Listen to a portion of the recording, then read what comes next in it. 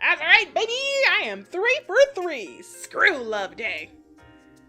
A premise that's as old as time and still makes its rounds into cop-out Valentine's Day episodes. The love potion. Doesn't matter if it comes in a literal potion, it can be Cupid's arrow, a cursed love song, pheromones, or even technology. They all meet the same criteria, forcing people to fall in love and hijinks ensue for about 11 to 22 minutes. But for a MacGuffin that can be done in so many different ways, they all end up having the same obvious lesson.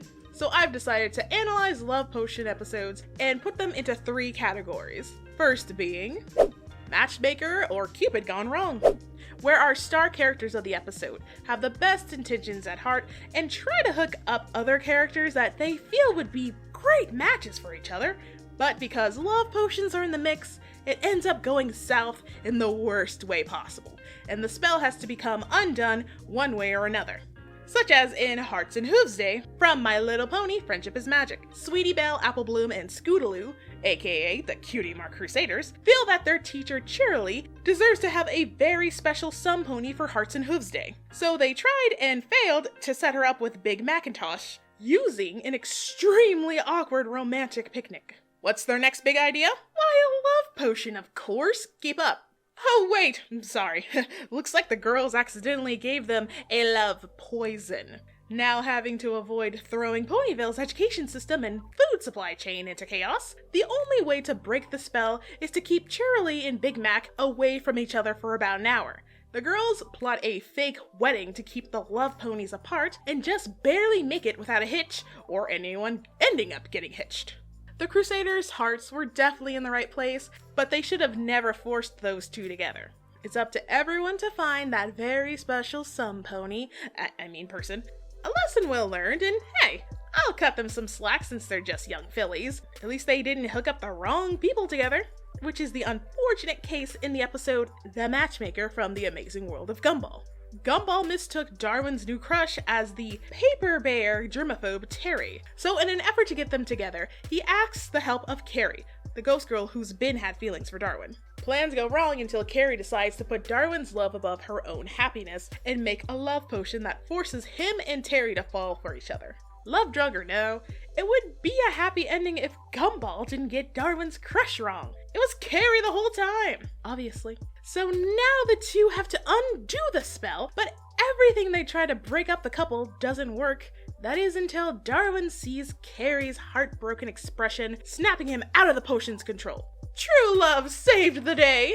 Again, no harm was meant here. Things just got out of hand due to a classic misunderstanding. Carrie and Gumball even acknowledge how jacked up it is to even consider to use a love potion to begin with. But they still did it, so... yeah.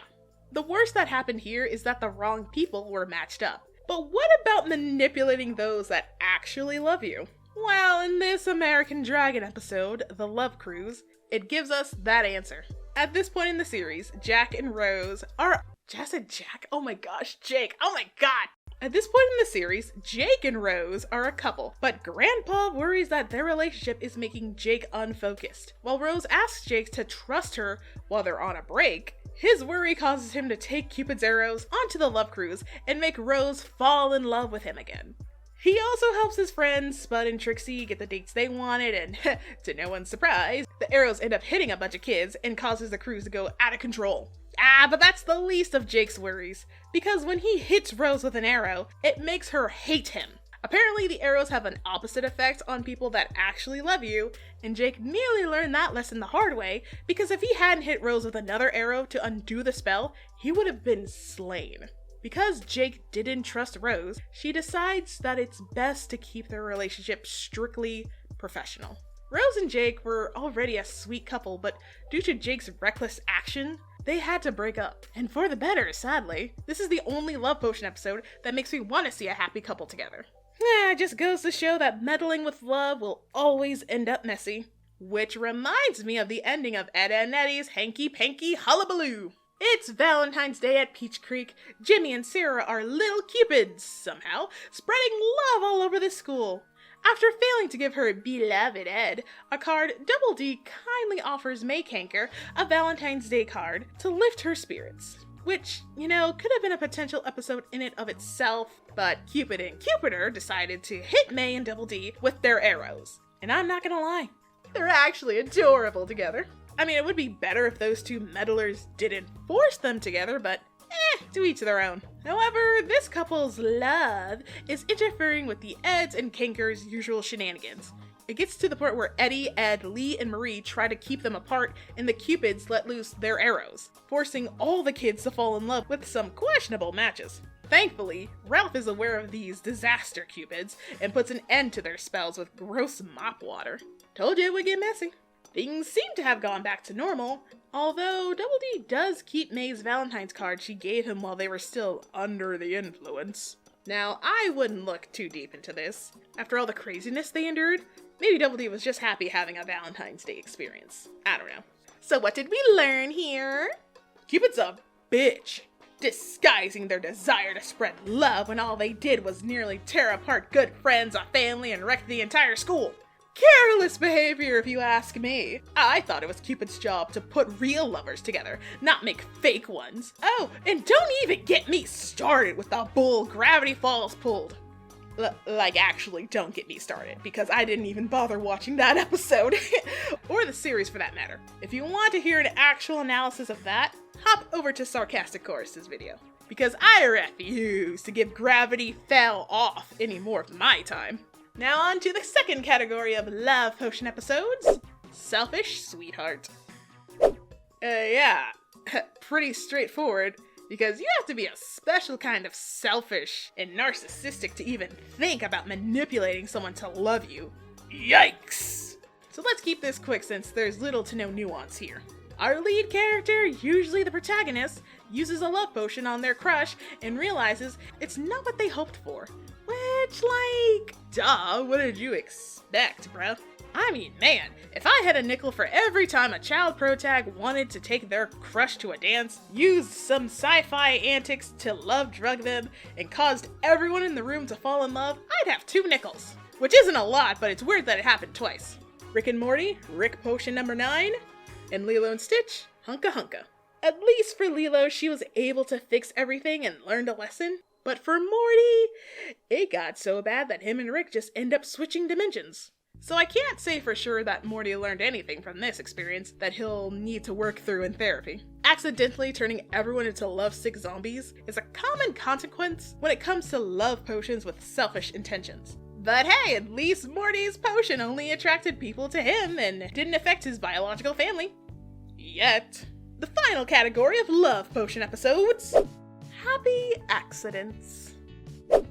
I call it as such because the love spell that falls upon our characters was either by complete accident or an antagonist was the cause of their love sickness. If character A is smitten but not character B, B usually tries to find a way to break the spell that A is under, but also enjoys the new attention, and by the time A is cured, the show would either hint at A and B being potential love interests for each other, or that one of them had genuine feelings for the other. This is apparent in the Danny Phantom episode, Fanning the Flames, where Danny is put under Ember's love spell and becomes solely focused on Sam. The pair were already teased for being lovebirds prior to the spell, plus they do think highly of each other, and not to mention all the blushing. Sheesh.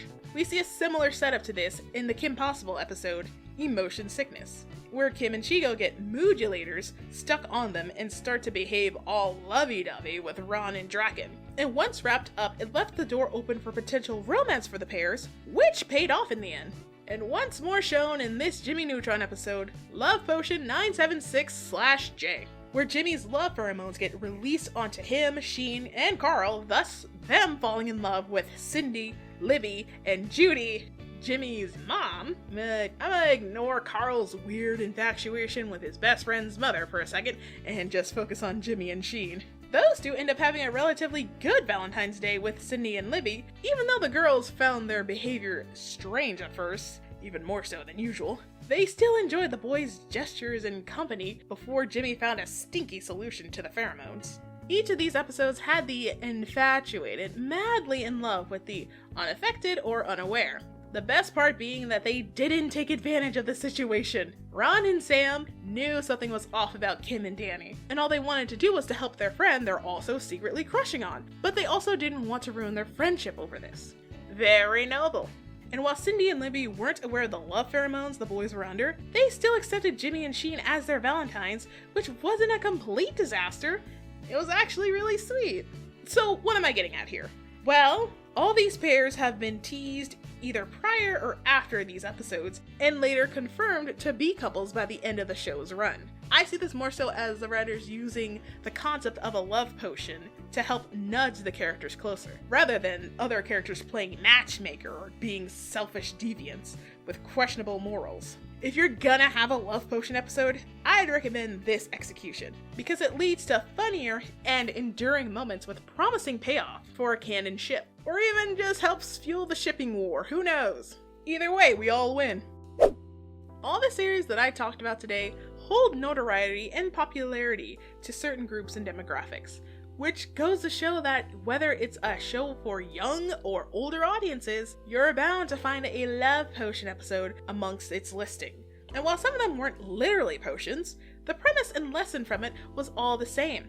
Forced love? No good! Don't do it! Ever! Please! While I'd prefer if shows ditch this tired old episode slot filler premise, if they do continue, let more of them just be happy accidents. Because I find it difficult to root for a protagonist that's willing to roofie their crush, or if its character's playing matchmaker, it always ends in a disaster. With happy accidents, our characters are free of guilt and I can comfortably laugh at the zany and adorable love antics. Plus, everyone under these love potions didn't even act like themselves. They were lovesick zombies that were in love with the idea of someone instead of the actual person. Love is more than just a surface level desire. It's personality, working through your issues together, wanting the best and willing to sacrifice for your partner. It doesn't come in a bottle, a song, or even an arrow. So give your own love journeys some grace. And don't forget the most important love of all, mine! Happy Valentine's Day, streaks!